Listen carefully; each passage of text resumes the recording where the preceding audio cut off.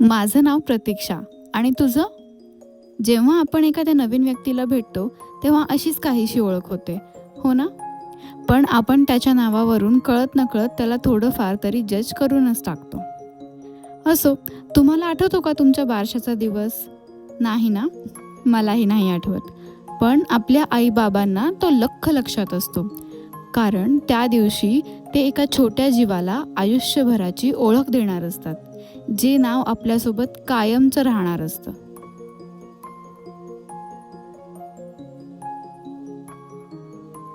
आम्ही सुद्धा आमच्या बाळाच्या जन्मानंतर 12व्या दिवशीच तिचं नाव ठेवून दिलं होतं.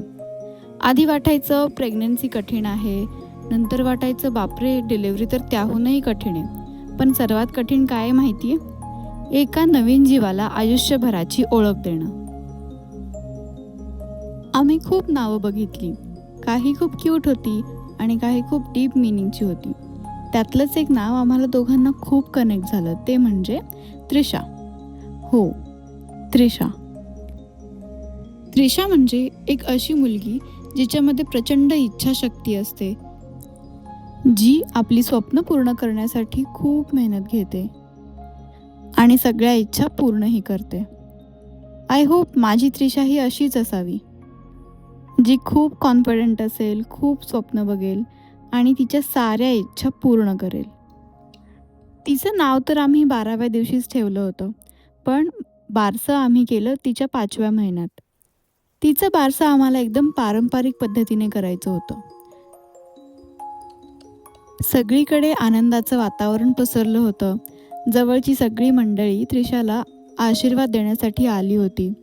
खूप गप्पा मारल्या, खूप सारे फोटोज काढले, गोड गोड पाळणा म्हटला आणि खूप एन्जॉय केलं. आमच्या तिघांसाठी हा दिवस अतिशय सुंदर होता. अजूनही हा दिवस मनात एकदम ताजा आहे.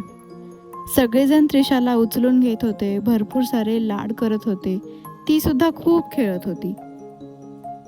त्रिशाने तिच्या बारशाचा दिवस खूपच एन्जॉय केला. हे सगळं बघताना माझं मन भारावून गेलं होतं. खरं सांगायचं तर आई झाल्यापासून छोट्या छोट्या गोष्टीसुद्धा एक्स्ट्रा स्पेशल वाटायला लागल्यात. आणि तिच्यासाठी मला या सगळ्या गोड आठवणी जपून ठेवायच्या आहेत. तर असा होता माझ्या त्रिशाच्या बारशाचा दिवस. आनंदी, उत्साही आणि खूप साऱ्या आठवणींनी भरलेला. व्हिडिओ आवडला असेल तर लाईक, शेअर अँड सबस्क्राईब करा. चला तर मग भेटूया नेक्स्ट व्हिडिओमध्ये.